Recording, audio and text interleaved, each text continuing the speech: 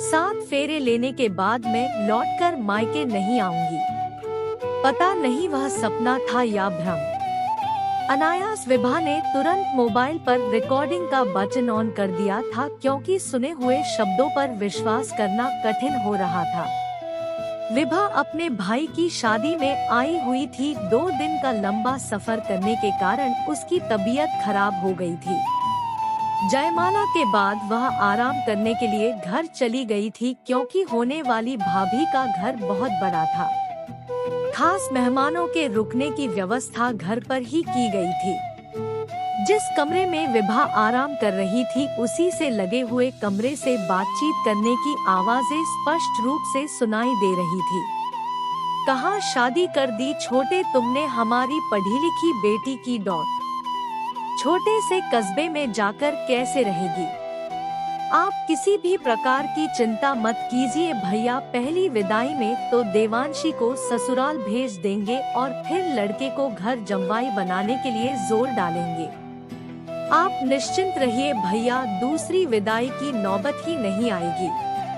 क्या इस सब के लिए देवांशी तैयार हो जाएगी तुम्हारा साथ देने में।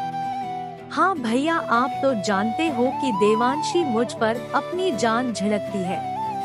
पिता और पति के चुनाव में वह अपने पिता का ही साथ देगी, मुझे पूरा विश्वास है। लड़के की मंशा पता की तुमने।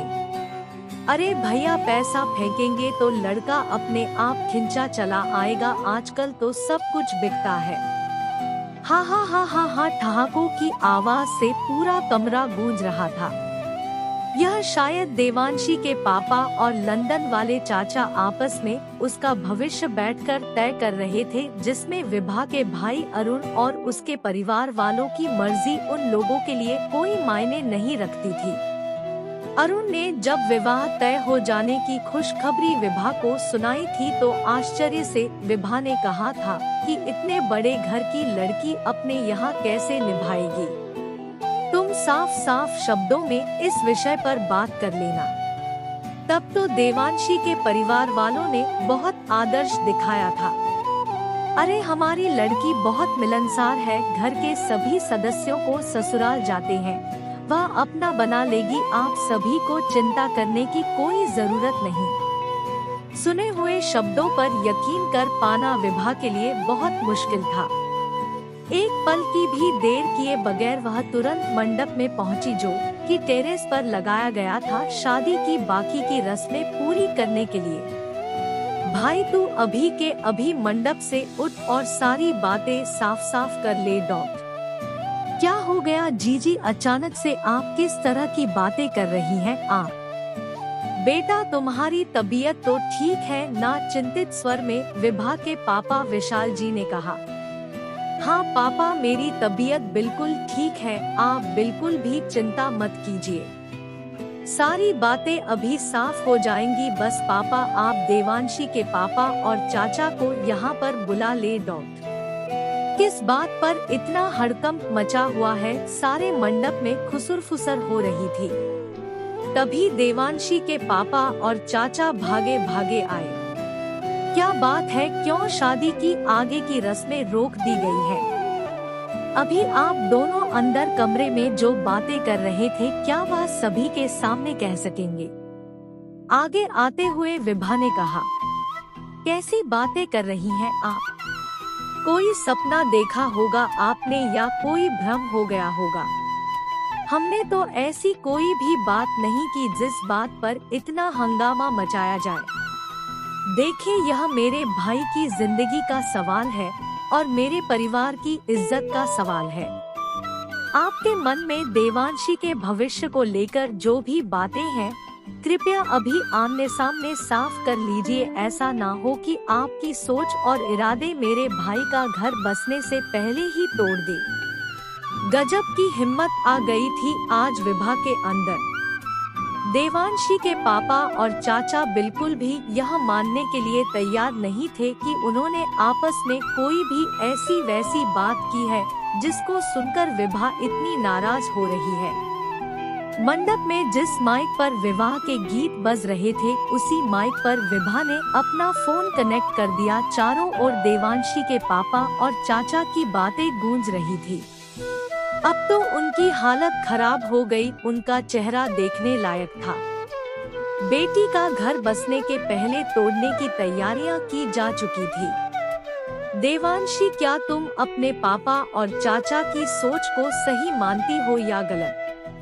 अगर सही मानती हो तो भगवान के लिए यह विवाह अभी रोक दो, अभी कुछ नहीं बिगड़ा है। और अगर गलत मानती हो तो मेरे भाई के साथ साथ फेरे लेने के लिए तैयार हो जाओ। तुम्हारी जानकारी के लिए बता दूं कि मेरा भाई बिकाऊ नहीं है, जिसे तुम्हारे पापा और चाचा अपने फेंके हुए रुपयों से खरीद लेंगे। हाथ जोड़ते हुए विभा ने देवांशी से कहा। अपने पापा की इस मंशा से तो शायद देवांशी भी अनजान थी, फिर वह गलत बात को कैसे मानती, क्योंकि सगाई के बाद से विवाह मंडप तक आते आते अरुण के लिए मन से तो समर्पित हो ही चुकी थी। उसकी आंखों से आंसू बह रहे थे, सब कुछ इतने अच्छे से हो रहा था। अचानक से इस तरह की बातें होने से देवांशी बहुत विचलित हो गई थी। सही कहा पापा, आपने दूसरी विदाई की नौबत नहीं आएगी, क्योंकि अगर आप अपनी बेटी के लिए ऐसा सोचते हैं तो 7 फेरे लेने के बाद मैं लौटकर मायके नहीं आऊंगी। जिंदगी मेरी ऐसी परीक्षा भी लेगी, यह तो मैंने कभी सपने में भी नहीं सोचा था। जहां मुझे अपने पिता या पति के बीच किसी एक को चुनना पड़ेगा। इतना कहकर देवांशी अरुण के साथ 7 फेरे लेने के लिए तैयार हो गई थी। मंडप में वर पक्ष में खुशी की लहर दौड़ गई थी। आज विभा अरुण और देवांशी के सुखद भविष्य के नींव का पत्थर बन गई थी।